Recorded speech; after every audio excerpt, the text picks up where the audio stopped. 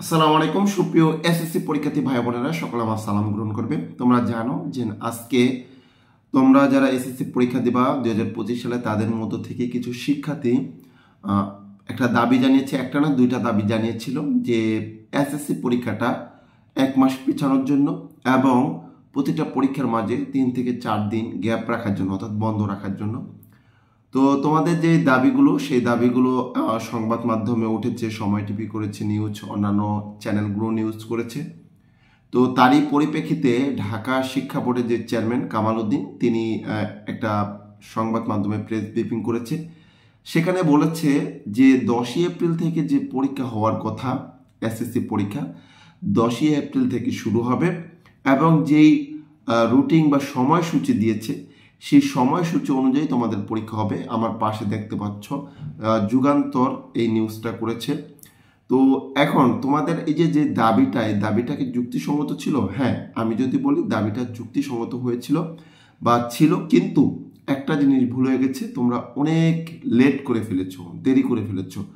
এই যে আন্দোলন বা তোমাদের যে দাবিটা, যৌক্তিক যে দাবিগুলো, এই দাবিগুলো আরো আগে জানানো উচিত ছিল। আজ তোমার 3 তারিখ বা 4 তারিখ, তোমার মাত্র 5 থেকে 6 দিন পরে হচ্ছে তোমার পরীক্ষা, এসএসসি পরীক্ষা। এই মুহূর্তে এসে তোমরা এই দাবি জানালে কখনো এই দাবি মেনে নেওয়া সম্ভব নয়। কেননা যে প্রশ্নপত্র বা উত্তরপত্র বা পরীক্ষা সংক্রান্ত যে কাগজপত্র, সব কিছু কিন্তু প্রতিটা তোমার বিভাগ এবং জেলা পর্যায়ে বা কেন্দ্রে তোমার পাঠিয়ে দেওয়া হয়েছে। তো এখন এই মুহূর্তে তোমাদের এই দাবি জানানোটা যুক্তিসঙ্গত হলেও তোমার এই দাবি মেনে নেওয়াটা পসিবল না, সম্ভব না। যার কারণে তোমার শিক্ষা বোর্ড থেকে, ঢাকা শিক্ষা বোর্ড থেকে একদম জানিয়ে দিয়েছে যে তোমাদের যে দাবি, এই দাবি কোনোভাবেই গ্রহণযোগ্য না। আর 10 তারিখ থেকে তোমাদের এসএসসি পরীক্ষা শুরু হবে। তো তোমাদের যে পরীক্ষাটা, সেই পরীক্ষার প্রস্তুতিটা অবশ্যই তোমরা ভালোভাবে নিবে, যে সময় আছে তার মধ্যে নিবে। এবং সেই সাথে আমি তোমাদেরকে বলি, স্টাডি হেল্পলাইন বিডি ইউটিউব চ্যানেলে তোমরা তোমাদের প্রতিটা পরীক্ষার সাজেশন তোমরা পেয়ে যাবা।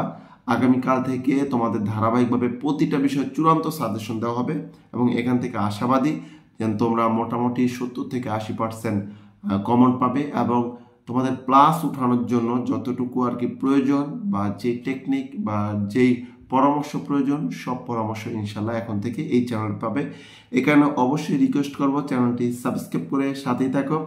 তো তোমরা যারা এসএসসি পরীক্ষা দিবা, তোমাদেরকে আবারও বলি যে তোমরা পরীক্ষায় মনোনিবেশ করো, পড়ায় মনোনিবেশ করো এবং পরীক্ষায় বসার জন্য, 10 তারিখে পরীক্ষায় বসার জন্য যে মানসিক প্রস্তুতিটা, সেই প্রস্তুতিটা এখন থেকে নিয়ে নাও। তোমাদের যে আন্দোলনে, এই আন্দোলনে এখন যদি যাও তাহলে তোমাদের সময় নষ্ট হবে।